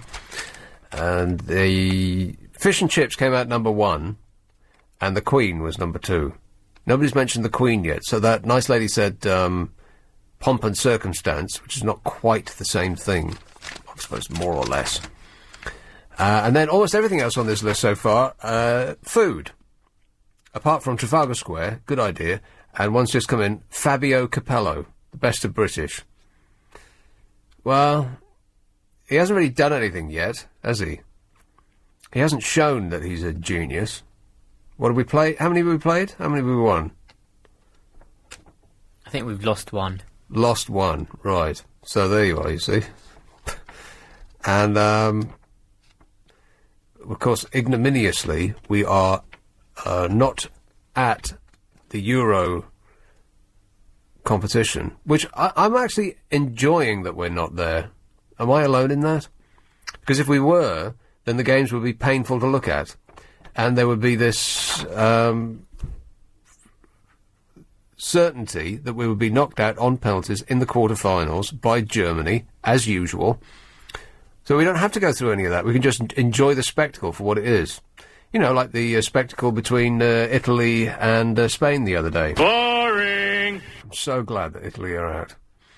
They should actually hang their heads in shame as a nation that that's the way they played football. I mean, like I said yesterday, at least we made some effort, gave it a bit of a go. Every now and again we'd hoof the ball, hopefully, up the other end of the field, as opposed to just crowding in defence. Why they didn't just stand shoulder to shoulder in their own goal mouth? That's essentially what they were doing. Awful. Anyway, Fabio Capello, not even as a joke, no, not yet. Yet to prove himself. Another text. You can text me, by the way, on 84850. You can call 0845 6060 973 if you want to add to this. I'd also like to talk about the fourth plinth. Now, Boris Johnson is going to be coming in on Nick's show on Friday, right? Well, somebody might want to ask him why. Did he personally choose this, or was it done by some faceless committee? They've chosen as the fourth plinth, which is currently supporting a Perspex. I don't really know what it is. It looks like an architectural model of a half-built building. It's got roof and floor, but there are no walls. It's just like a child's toy. It kind of looks all right when the sun's shining on it, but other than that, you think, well, what is it exactly? I thought I know it's a controversial thing, but I thought the Alison Lapper statue was a fantastic piece of work. Really powerful, and I thought that's exactly, and it looked really good there. I thought it fitted perfectly. Whereas this Perspex thing that's there at the moment, it's just, I don't know, it's just kind of odd. It's like somebody left it there by accident and they're going to pick it up later. They just forgot about it. Even worse than that, though, or not even really, but just worse than that, is the idea that they've actually come up with. I can't believe that they've chosen this. Even Tracy Emin's meerkats would have been better than just leaving it empty and have just a succession of dopes standing up there for an hour apiece. What's that? What would you do if you had an hour? What is there that you can do that would take an hour that you could get away with in public on that plinth? Any ideas? Because essentially he's throwing it out to anybody. He's asking you for ideas. And there's going to have to be a lot of ideas, and they're all going to be, well, not all perhaps, but almost all of them are going to be rubbish. Because can you come up with 2,400 things that take an hour that anybody would want to look at? I mean, TV companies can't come up with it, and they get to sit in a room with a notepad and pencil in front of them for 6 months to think up something. So you're just going to dream it up with a budget of nothing at all, and then stand up and deliver it to London for an hour. What on earth could you do for an hour that you won't get arrested doing that would look good on a plinth in Trafalgar Square? Now, I know Clive did this. Unfortunately, I didn't hear a Clive show last night. What did he get? Did he get many people coming up with an idea? Well, let's see what this audience can come up with. 0845 6060 973. What could you do for an hour on the plinth in Trafalgar Square? He's going to have to find 2,400 people. And I doubt that he will find that many. I think he'd have a difficulty coming up with 100. I mean, if he just left it open and left a ladder there, then there'd be no end of drunks and, well, people would be sleeping up there and doing all sorts of things. It would be disgusting. But to audition people for this role, you're going to have to come up with an idea. What could you do that lasts an hour standing on a plinth in the middle of Trafalgar Square? I mean, I've thought about it and I can't think of anything. Could you think of anything? Hey, I've yet to get a best of British thing from you two in there. Don't think I haven't forgotten. I did actually forget, but now I've remembered. Let me tell you about this. This is good. Fancy winning a trip to Germany?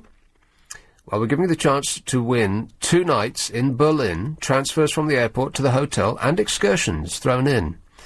Whether you want the latest news affecting your industry or the latest sports stories, The Times offers in-depth coverage. Their award-winning sports journalists include Simon Barnes, Martin Samuel, Johnny Wilkinson, Gabrielle Marcotti, Matt Dickinson, and all you have to do is to make sure you listen to Nick Ferrari at breakfast this Friday for your chance to win a holiday to Berlin with the Times.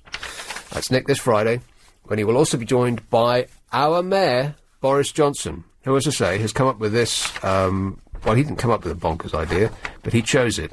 Thousands of ordinary people will have an hour in the limelight as the fourth plinth in Trafalgar Square is to become a living sculpture 24 hours a day for 100 days.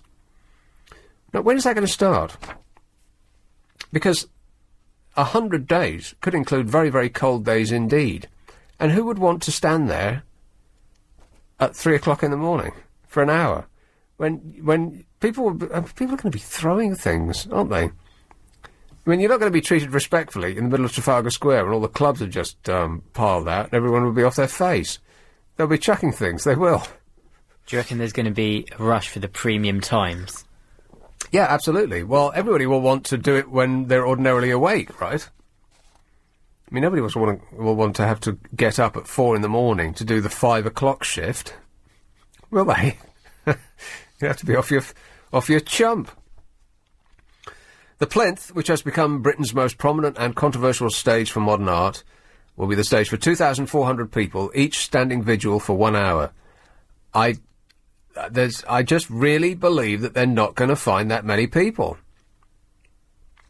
Because there's no pay, and neither will there be any glory. It's not going to be televised. If it was on TV, then you'd have a line of people from here to the moon.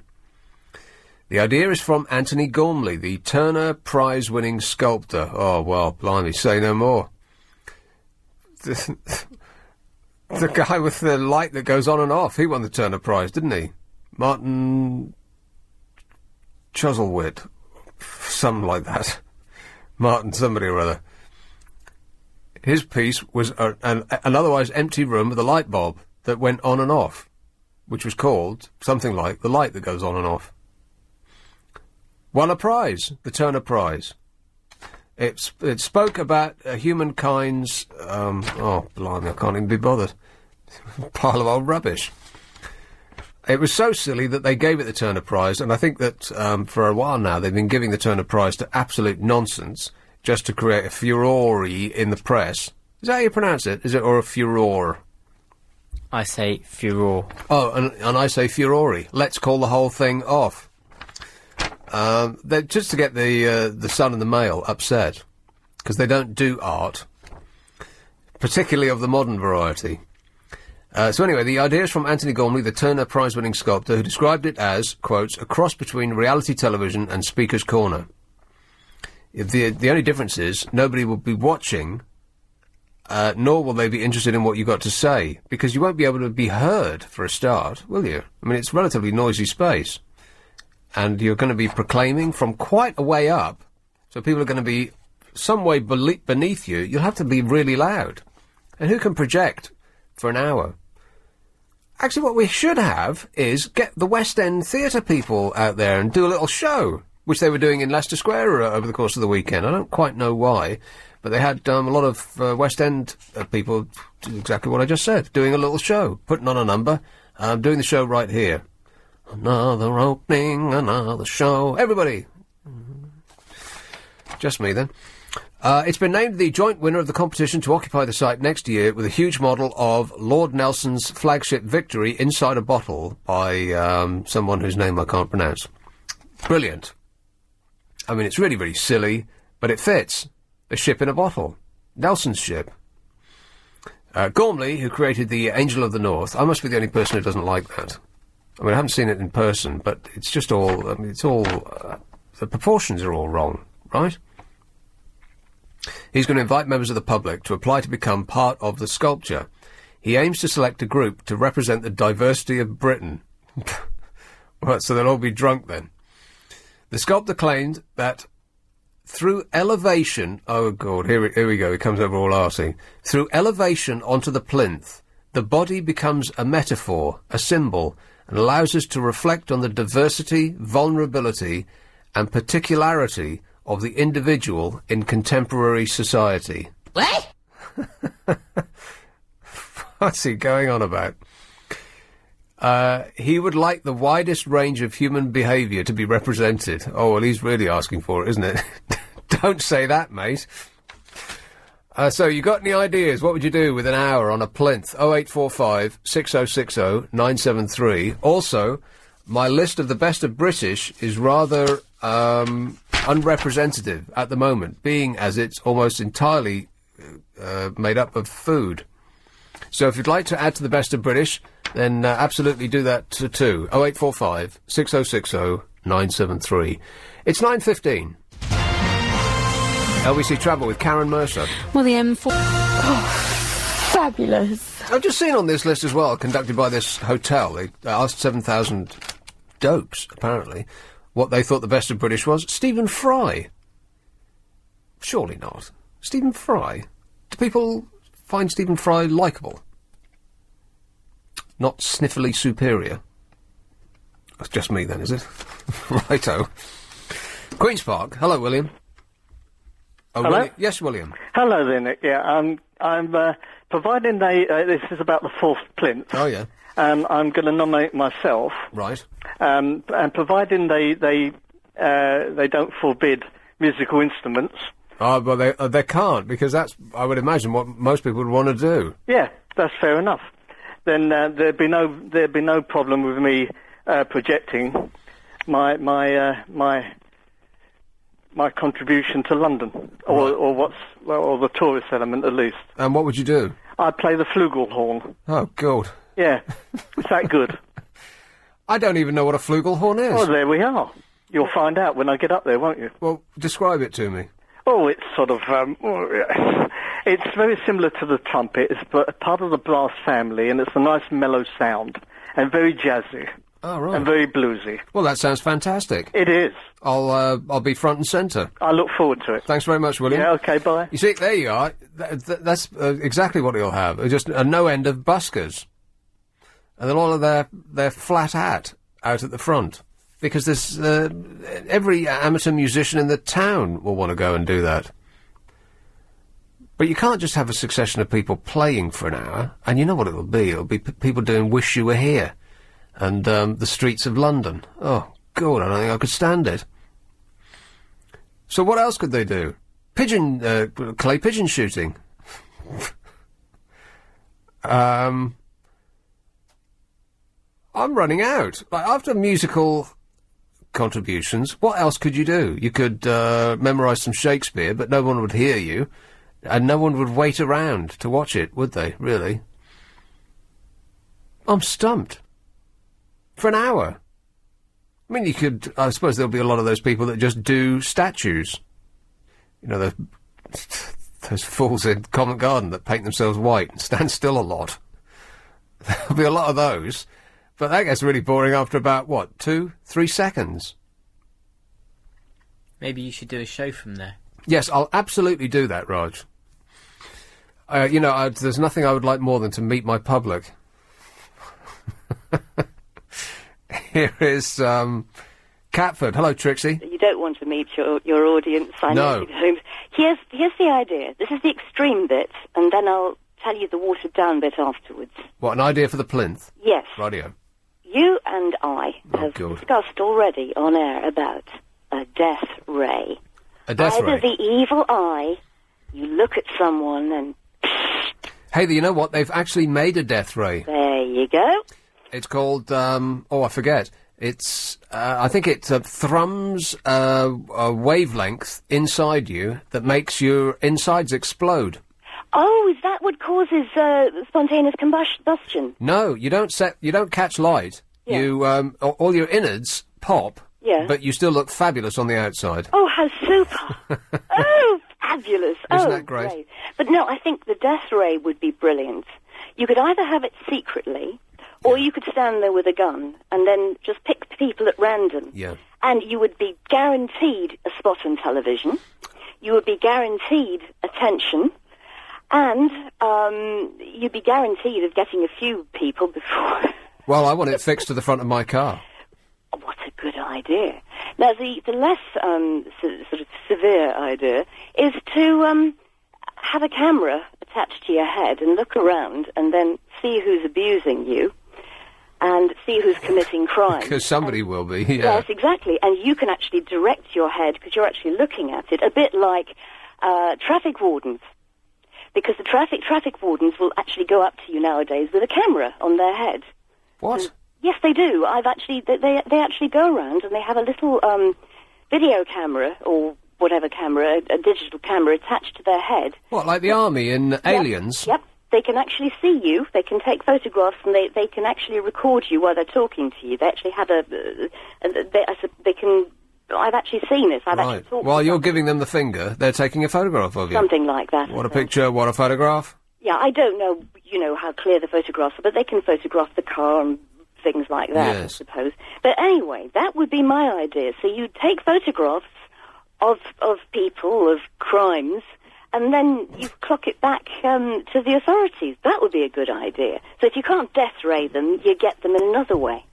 Well, you would essentially be a human CCTV camera. Wouldn't it be great? Which would be an excellent commentary on the Big Brother society that we live in. Precisely. Somebody Now, should definitely do that. What a brilliant idea. An art piece. I could, well, in fact, I'll take that and sell it for £1 million. I'll call it something like, I'll give it some really long-winded name, like Damien Hirst gives to his pieces, to make it sound like something. What, Trixie from Catfish's Instead of just idea, but I'm some nicking it. fish in a bowl. Yeah, that's right, yeah. Okay. Can't I have the interest on the gross amount you get? Just a little bit. 10% of the interest? I'll stick it in the post. Watch for it at your door. Thank you. Cheers, my dear. Bye. 0845 6060 973. The best of British. Come on, Raj, you must be able to think of something. Wimbledon. Oh, shut up. That's not a good... That's... I rule that out. That's just the first thing you thought of. You're probably watching Wimbledon right now, aren't you? Yes, you are. How about Cliff Richard? No, somebody texted that in. Cliff Richard. Get lost. I put Status Quo on the list before I put Cliff Richard on. So he's right out. Actually, there's not much wrong with Status Quo, What is wrong with a bit of heads down, no-nonsense, mindless boogie? Every now and again. Not constantly. I mean, I wouldn't want to sit down and listen to one of their albums, but every now and again, rock and roll. You can text me if you like, 84850. Preferably, call us up and we'll have a chit-chat. 0845 6060 973. A text. Hi, Nick. The gentleman was right about the 4 helicopters. This was a few weeks ago during the day, and they were circling London very slowly. I was watching them from my guarding.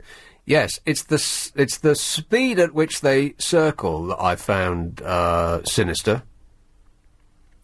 As though they were saying, right, we could take you out, and we can take you out. It's just that we're not gonna, because, but we could. Another text. The Union Jack can go on the list, as it's going to be the EU flag soon. Time to speak up, Britain. It's the Union flag, not the Union Jack, of course, before you text in and complain, you got that wrong. The Union flag. You know what? I don't think our Union flag is actually a good-looking flag.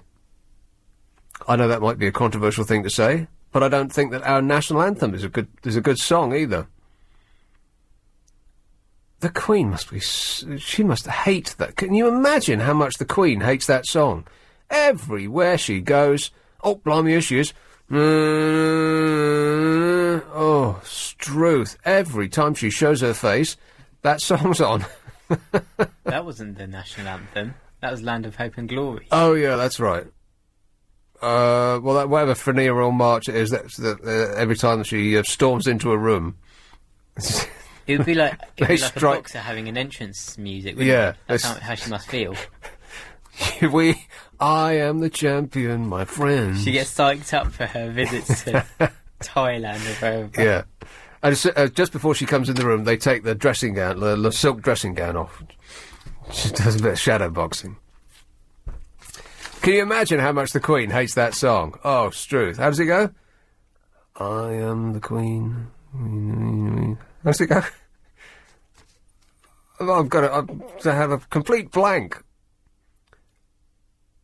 I'm coming up with a yeah, me too. And I've got either that or the Coronation Street theme. Sorry about this, Your Majesty. Forgot what your songs, how your song goes. You can imagine them shuffling through a CD to get to the right one. I mean, if I was her, I'd say, oh, give it a rest. You know, I am raining. Just play something else.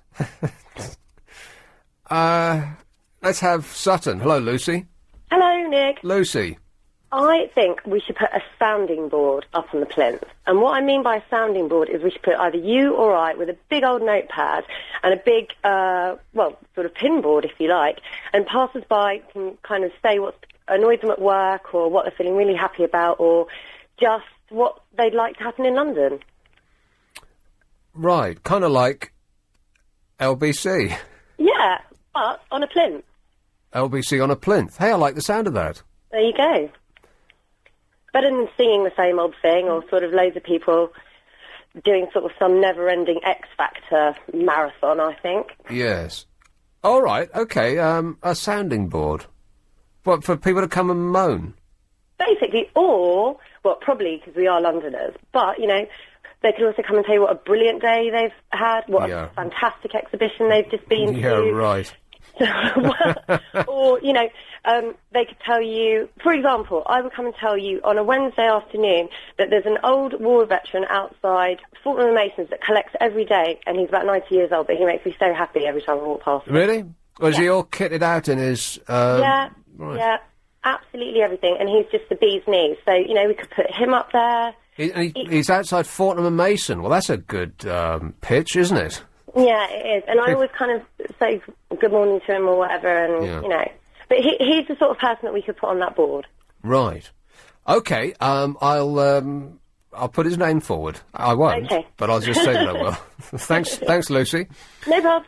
Yes, a sounding board for people to come and have a moan, and you write down the best, and whoever wins gets a major prize, or something like that. He's going to have trouble. Anthony Gormley, that plinth is going to be empty. Perfectly reflecting the idea. LBC 97.3, news time at 9:30. It's Clive Ball. So it is. Evening. How are you going? Yeah, I'm going all right, actually. Thank you very much. Yes. Now, you did this plinth thing last night, didn't you? I did mention it. Yeah, I didn't. Yes. I didn't catch your show last night, unfortunately. Sorry about that. What were you doing? Watching the... there was no football last night, was there? No, I was out enjoying the evening. It was lovely out. Oh, really? Well, yes, the general opinion seemed to be that it was still quite a good idea to be rotating it around, particularly when we asked, who knows what's on the other three plinths? And most people had no interest in what's on the other three plinths. So, that's a very good point. You know, so if we put something, just a bog standard kind of military leader or something, then isn't that just going to disappear and people just walk past it and not notice it? I can't count the amount of times I've been in Trafalgar Square. If my life depended on it, I couldn't tell you what was on one of the other plinths. Yeah. And I only know because I've looked it up when we've been discussing this before, because you wouldn't really notice it. And I can't remember now. One of them's King somebody or other. He was very good. He was excellent, wasn't he? And there was a couple of military leaders type people as well. So, but yes, I think 2,400 members of the public. Very bad idea. Do you think? Terrible. Well, because I put it out there. What would you do? And we've had almost, next to, if not actually, nothing. Only I heard we're putting you up for doing an hour of your show. Yeah, I'll definitely do that. I think that would be great. Oh, yeah, sure. I'll do it after you do. Well, I'm not sure it would work at my time of night. That's the only problem. But I think they're going to have some sort of perspex covering or something. Well, they would if I was going to be there, yeah. People with guns surrounding me, Actually, we should do it together. Okay. Because we don't need calls. You and I could just chat our faces off for an hour. We could actually just sit there and comment on what's going on around us. Let's do it, Clive. Come on, let's go right now. Okay, let's go for it. Yeah, all right. Well, I'm up for it if you are. You do realise you have to be cranked up there by a crane. as well. There's no steps or anything. I thought they were going to put a ladder there. No. Apparently, Anthony Gormley wants to use a crane, actually lower the exhibits onto the plinth. Well, will I have some sort of stirring music as I'm risen to the stars? I think so. It's going to be like that. On the hour, every hour, there will be a sort of ceremony for putting the next person on. Right. A choir of angels. I'm actually warming to this idea now. Yeah. Although there is an element of Big Brother about it, don't you think? It's a little bit reality TV. People publicity seeking. I can get my hour Idiots. in Trafalgar Square. Idiots. Yeah, exactly right. We should do that. Other radio stations will think of this. We should get in there first, Clive. Come on, let's do it. Okay. Right. Well, I'm up for it if you are. No, you're not. Neither are you. We could, though. We could absolutely do that. Yeah, absolutely. I mean, we could get the little radio. Yeah, we own radio mics, don't we? Probably. Well, we could get one of these, an engineer to super glue one together for us. Yeah, or I could be back here and you could be on the plinth with your mobile phone. Oh, that's an excellent idea, yeah. we could just hand over to you for the hour. It's a good idea, though, isn't it? No, you don't like it at all, do you? Well, actually, I wouldn't do it on my own. You want me to hold your hand? Okay. Well, no, because I couldn't just talk off the top of my head for an hour. That's what you do every night, isn't it? I suppose so. but I haven't got people looking at me. You're brilliant at it. I haven't got people looking at me while I'm doing it. Well, now, I agree with you there, actually. That's, have you done that very often? Occasionally, yeah. Yeah. It's very bizarre, doing a radio show in the open, and it happened in Edinburgh, another station that I used to work at. We went to Edinburgh Festival, and we were out there on the lawn outside, just with the view of the castle in the background, and just by Princess Street. It's absolutely beautiful. And I did this phone-in show starting at 10 o'clock at night, which unaccountably was very popular in Scotland. And a crowd of people sort of shuffled along and just stood there in the middle of a field and stared at me. It's odd, isn't it? Talking to other people on the phone. And occasionally some of them would cross the road and call me from a phone box, but 10 yards away. It was really bizarre. Yeah, I've done that. The Ideal Home exhibition, I did several years in a row, and we had like a little glass booth, and people would just come up and all they could see is your half of a conversation. It's like sitting next to somebody on the bus on their mobile. Yeah. But these noses sort of pressed up again. It's a little bit off-putting. But the worst one was when we didn't actually have the glass booth, and I was just sitting at a desk quite near the front gate of the Ideal Home exhibition. We Really? couldn't. I think it was one year we couldn't afford the glass booth, and and there I am sort of chatting to callers, and every so often people would come up asking me where the loo was. And, can you point me to Hall C? Well, worse than that, at the very same thing, before that, long before your time, when I was a kid, one of my original heroes was Roger Scott. You remember Roger Scott? I do indeed. Yeah, yes. well, back when he was at Capital. Yeah. He was doing a show there, and I was one of those people with my nose pressed up. Oh, there he is. He was sitting there having a fag, and of course, but he plays used to play 4 records in a row. And so he was just, it was just a person in a box sitting there doing nothing. Oh dear. Well, it's all coming out tonight, isn't it? Yeah. Yeah. Well, yes, I've done similar things, I must admit. So, but I just can't see this is going to be a success. I cannot imagine that the 2,400 people, first of all, would be willing to stand on there at all hours of the day. I mean, I'm sure a lot of people would want to stand on it between 1 and 2, their lunch break. Yeah. But not between 3 and 4 in the morning. Yeah. Neither will Bill Buckley's available. Neither will you get 2,400 good ideas worthy of standing on that. Well, I think that's the point. And also, you're going to get nutters, and you're going to get trouble. It could be a recipe for disaster. Yeah. In fact, how do you stop them falling off as well? Well, isn't it going to be a net? And also, are women going to have to wear trousers? All these things have been through mine and my listeners' minds. So, yes, I think on balance it might be all right. A recipe for disaster, but still it'll bring in the tourists. Well, it's going to be a magnet for people who want to throw things at someone on a plinth. Yeah, they'll be doing the rounds. They'll be doing Britain's Got Talent, Big Brother, X Factor, and then I'll go for the plinth. I'll go for the fourth plinth. Somebody's bound to see me. Yeah, Simon Cowell might stroll by. Yeah, exactly. Anyway, I just popped in to say I'm going to be here at 10. Are you? Yes. And we'll be talking about some of the news of the day and other matters that might. You haven't occur thought to of anything yet. Yeah, I have. Really? I just don't want to peak too early. Oh right. Well, you can't even give us a hint. Yeah, all right. I'll give you a little hint. You tell me what you're going to talk about, and then All right. I'll cover it in full before you get on the air. Yeah, exactly. I know what happens here. Well, how about house prices? Oh right, house prices. Do you believe that? I mean, actually, you're a bit of an expert on this sort of area, aren't you? I've heard you on the subject of house prices. Banging on. Well, I wasn't going to say that. Well, no one's really an expert, are they? Everyone's just guessing, and the figures that they're guessing seem to be going up and up with each passing week. First, it was 8% this year and 8% next year, and then they're saying, well, maybe it's 12%, and then another 12%, and then I read today someone saying 25%. Yeah, and there's a lot of people who, over the last sort of decade or so, have been saying, well, it'll never happen. House prices that's will right. never go down. Absolutely. And they've put all their savings and everything into their house. I know lots of people, including me, who haven't got a pension. You know, and they're relying on maybe one day being able to sell their house. I think that most people don't have a pension. I think that it's as though old age will never happen to us. I think that there's an entire generation who are dismissing the notion of ever getting old. Yeah. As though, like the Who song, they're going to die before they get there. And they are relying on that. You're absolutely right. And if they hadn't bought into the place that they're living in, then they put every spare pound into these ridiculous, microscopically small executive flatlets with no windows or cupboards that no one really wants to live in. People in Leeds, I was staying in Leeds for about 6 months. Have you got the time for this? I actually have no idea what the time is, because where I sit... There's a blooming great clock on the wall. Yeah, but it's covered up. Oh, right. Oh, is that the time? Yeah, carry on. Because I was living in Leeds for a summer a few years ago, and it was one of these flats that, like executive flatlet block by the River Lee? Mm-hmm.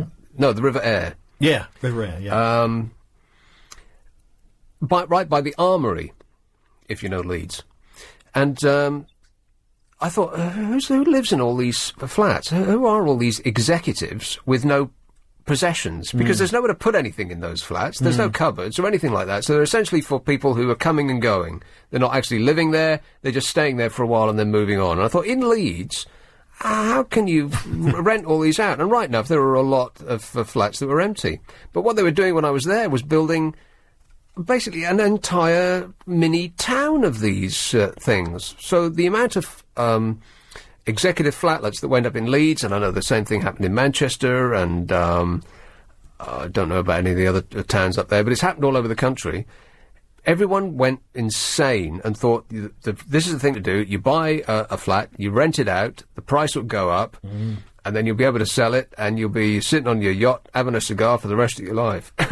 Now, flats that they bought for 180,000 a few years ago, they're now selling at 70,000.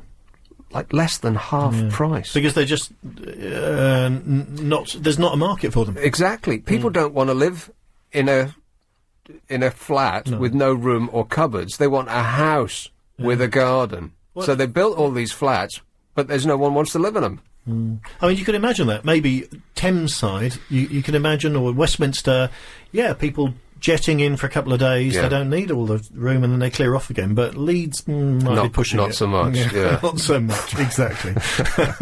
Right, I better go. Okay. Thanks very much. There you go. See you later. There he is, Clive, coming up after the news at 10 o'clock with a lot of highly secretive topics that he won't tell me about. I'll have to listen then, eh? Cheers. You can call me on 0845 6060 973. Text 84850. I'm still this list of the best of British is in a nascent stage, I would say. Here's what I got so far. Mostly food. Yorkshire pudding, roast potatoes, lemon curd, custard, fish and chips in a newspaper, London buses, not bendy, the new Thames bridges, pomp and circumstance, and Trafalgar Square. And that's it. So what do you got then, Raj? Bad weather. You've had... How long have we been on the air? And still you're just saying the first thing that occurs to you. No effort at all. How about you, Joe? I was going to say fish and chips. That's even worse, isn't it? We've done that. Yeah, I know, but I don't like it in the newspaper. I like it in just normal paper. Because I had it in newspaper once and I got newsprint all over my hand. Oh, poor baby. Yeah, it was a very stressful experience. No, both of those are ineligible. A text. Liver and bacon with onion gravy accompanied by lumpy mash. Oh. That's a meal that looks the same before you eat it as if you'd brought it back up again. Ooh. As it contains offal, it is advised to indulge once a month only. My boyfriend refuses to enter the kitchen when I cook it. Yeah, or eat it. Just one word on this text, weather. There's a lot of it about. No. Wimbledon and Cliff Richard. No, I don't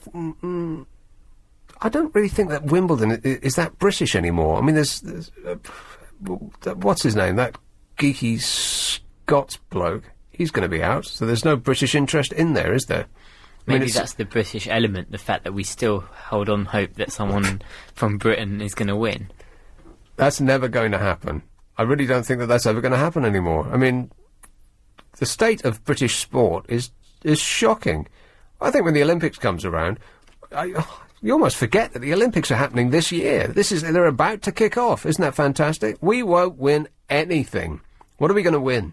I'll tell you, nothing. Who are we sending over there? Can you think of a single person that we're sending over there that have a chance to win anything at all? Well, there's that kid that dives. That's it. Cristiano Ronaldo.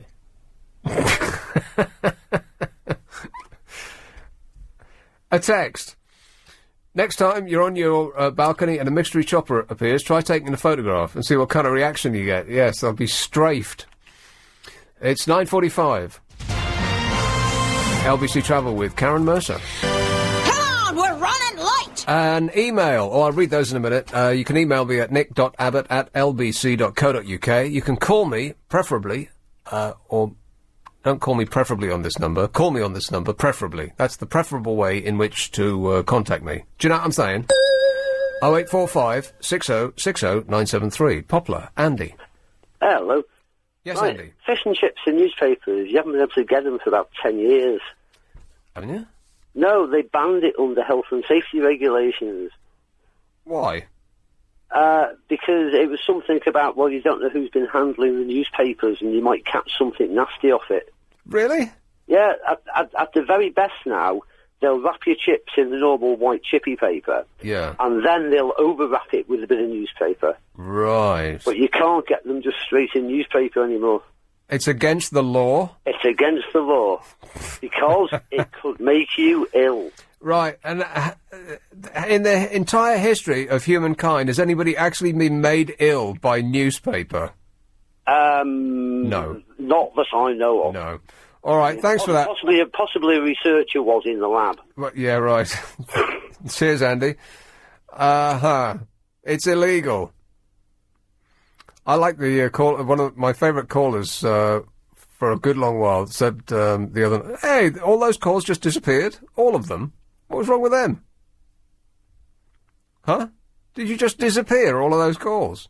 I've got another 10 minutes to go. I can't make up 10 minutes worth of excellent material. You spoke to one of them. Yeah. And what happened to the others? They didn't pass the rigorous Oh, test really? to get on. Really? I'm stunned. Rightio. Well, we'll just whistle then, shall we? You can sing us a song. Or you could do some text. I've been given direction now by the help. What was I saying? Oh, yes, one of my favourite callers in a good long while ended the other night by saying, in this country now, at the moment, what's not compulsory is illegal, which caught me unawares. It made me laugh out loud, because you know what? It's absolutely bloomin' right. Illegal to sell chips in newspaper, because it's very, very dangerous. Newspaper. Oh, notorious. An email. For the best of British, I would suggest the Brits Britishes? Britishes. Britain's fantastic sense of pessimism. I haven't experienced that anywhere else, and maybe also the London Eye and Her Royal Highness the Queen. Highness, with 2 words. Pessimism.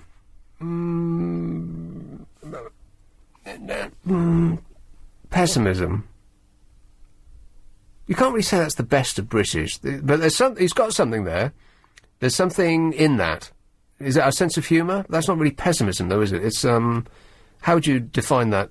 We have irony in our humour that the Americans just don't get. Well, yeah, I know. I've heard that so many times. That's just absolute rubbish. Look at the Frasier. It ran for about 10 years. It's dripping with irony. It's just absolute nonsense that Americans don't get irony. Of course they bloomin' do. Pessimism. I'll have to think about that. Another one. Things to do for an hour. Oh, yeah, righto. Recite poetry. Yes. But then no one will be standing there watching you do it. Cook a meal. I bet that they don't allow you to take stuff up there. In case you drop it, throw it, set fire to yourself, something like that. So cooking a meal, that'll be out. Construct cheap furniture. Dance. Hey, Raj, you could you could stand up there and dance for an hour. Get up and show us how you do that. I don't have my tap dancing shoes on, right. unfortunately. Okay. You could sing, you could direct traffic. Tourist information. Well, that's a good one. Tourist information. It could be wrong as well. You could just deliberately give people the wrong tourist information. You could make love. Almost certainly not. You could play music. Games. You could play chess.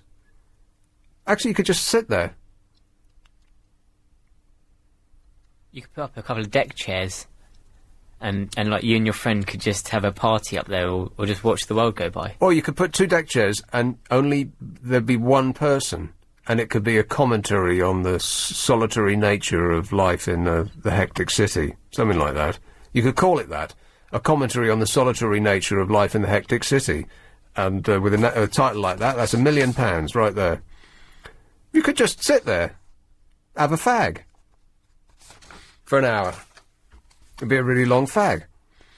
An email. Nick, we do the best buildings, the Natural History Museum. Yes, the Natural History Museum is my favourite building in London, with possible exception of Houses of Parliament. Natural History Museum.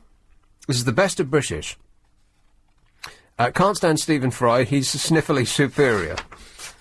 Another one. Best of British. Without a doubt, Smarties and the double-decker bars. They aren't British, though, surely, aren't they? They'll be one of these global, worldwide food conglomerates. I bet there's nothing British about them. Am I right? Nestle or Mars or one of those. Maybe the British part is that we consume the most of them. Another one. Best of British, Somerset House Courtyard. Yes, I want to go there because I might be too late. They've constructed the world's biggest living room with massively oversized furniture, some of which they also have, bizarrely, it might be unconnected, in the South Bank, on the South Bank, right outside the National Theatre. Giant chairs that make you feel like you've walked onto the set of Land of the Giants. You remember the Land of the Giants, don't you? No. No, I didn't think so. Best of British, Marmite. Well, you either love it or you hate it. I'm hating it. Here's Hampstead. Hello, Mike. Oh, hello, Nick. Hello, Mike. Or should I say, oh, right, yeah. We haven't heard that for a long time. No, that's right. The plinth. Yes. This is my best attempt. Go on, then. Plinth Charles. Plinth Charles. Plinth Charles. Plinth Charles. Is that what you're saying? Plinth Charles. No, I'm saying Plinth Charles. Plinth Charles. You spell it C-H-A-L-T-H. Yeah, Plinth Charles. That's what I'm saying. Oh, good. You get it then. Yeah, thanks. Hilarious. Thanks very much, Mike. No, I want to prove to you that cricket isn't boring. Well, I very much doubt that you could do that. I can prove it here. Go on then.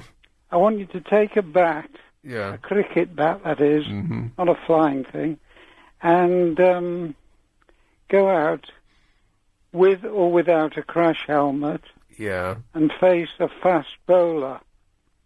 I suggest you wear a sumo nappy. Sumo nappy. Yeah. What, in case I have a sumo accident? Well, if you're facing a fast bowler, you undoubtedly will. Yeah. And boring it isn't. Terrifying, yes. Boring, no. Right. Almost completely the opposite to this chat, then.